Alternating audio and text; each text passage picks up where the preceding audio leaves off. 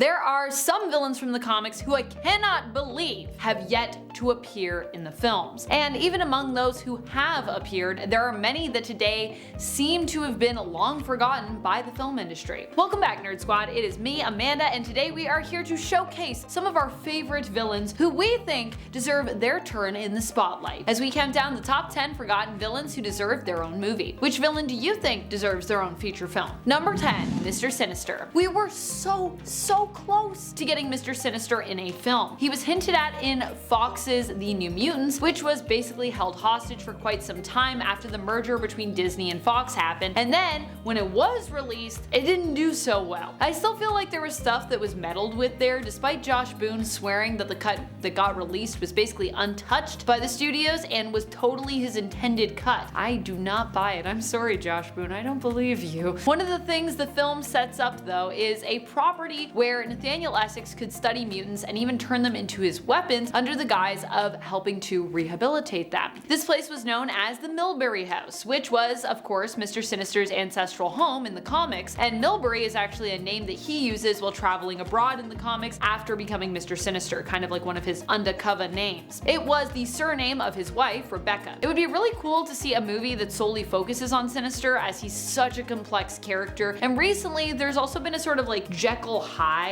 element added to his origin story that I think could make for a great X-Men horror film spin-off. And considering that's kind of what the New Mutants felt like it was doing, it was like a little bit like teen coming of age as well as a horror film.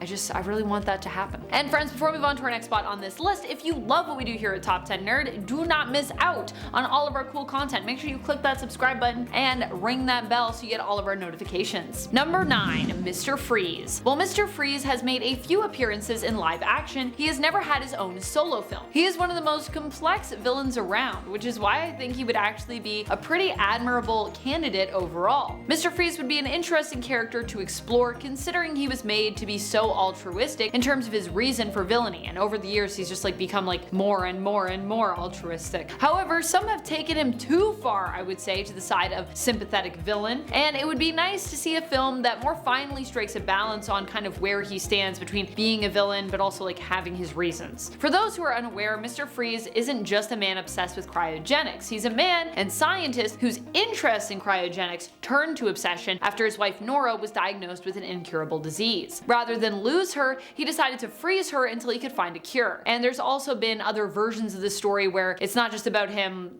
helping her. She may not even have been his wife. They may have never been married. He might just be obsessed with this woman. So there's lots of layers you could play with there. And his whole goal is apparently to protect Nora, preserve her, protect her, and that tends to be his motivation for turning to crime in terms of how he and his story are depicted in the modern era. Now, whether or not she's actually his wife, you could play with that, I think, in the film. I think it could be interesting.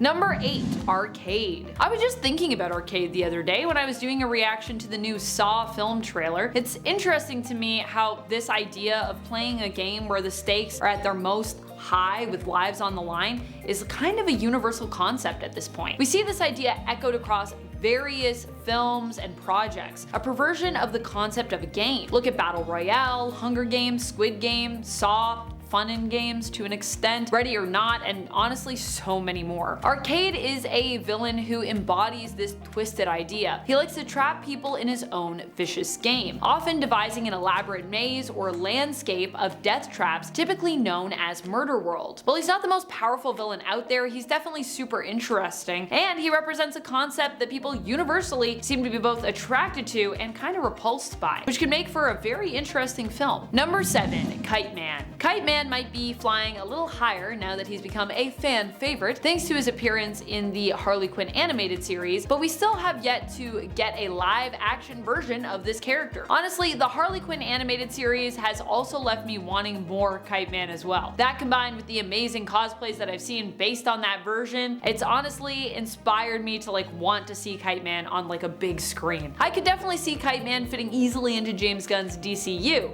that's for sure. So maybe James Gunn will give us a Kite Man movie. That would be kind of interesting. I think people would love it. I think it would be like as successful, if not more successful even maybe than Peacemaker. Number 6, Madelyne Pryor. Obviously, I can't talk about villains who deserve their own movie without highlighting one of my personal all-time favorites, Madelyne Pryor. I also may selfishly want her to have her own film so I can get the chance to play her, but honestly, she's one of the greatest characters out there. So even if it wasn't me but someone else in that role, I would still be just super excited to have her up on the big screen. But Marvel, if you're watching, I have the skills and I would be happy to step into the Queen of Goblin's shoes if you would have me. Why does Madelyne Pryor deserve her own film? Because she is one of the most complex villains out there. While she is a clone of Jean Grey, Madelyne shies away from letting this define her or her character. And I'd even say there are layers baked into her character in actually relation to Jean and her relationship with her. She resents Jean, but she also admires her, putting her up on a pedestal. She also despises her, but at the same time, Maddie would not exist without her. Like I said, she may be Jean's clone, but that doesn't simplify anything for her character. It actually makes her more complex. Number 5, Poison Ivy. Poison Ivy has always been considered a classic character, and yet we haven't had a live-action adaptation of her on the big screen for some time. We've seen her pop in here and there in TV shows, but I'm still waiting for the next big project where she can really soak up the limelight. Ideally, a very lime green limelight. I feel like a solo Poison Ivy film could be a great way to introduce Pam to an even larger audience in 2023 or beyond, and what better time for an eco-terror villain, honestly, or an eco-horror film, perhaps, than right now. Like, this is basically what we're just dealing with on the everyday. So there's a lot you could play with, and I feel like people would be super here for it mentally. Number 4, Destiny. Destiny is a villain that until recently most folks had forgotten about because she was dead. In the films, she doesn't even really exist. And while I didn't mind the weird love triangle turned kind of love square in the X-Men First Class films between Mystique and Magneto and Professor X and Beast, I would like to acknowledge that those films pretty much erased one of Mystique's most important relationships from the comics. If not, I would say the most important relationship. The love between her and her wife, Destiny. Destiny for many years was allied with Mystique, and together they even adopted Rogue, with her being their daughter that they raised together. I would love a feature film that showcases Destiny and also highlights the love story of her and Raven. It would really be nice to have, considering how for so many years comic book censorship actually prevented them from even being a firmly established couple in the comics, despite that always being Chris Claremont's intentions for their relationship with one another. Like literally, they were supposed to be the moms of Nightcrawler, and then that never happened. It's all censorship, baby. Number 3, Brother Blood.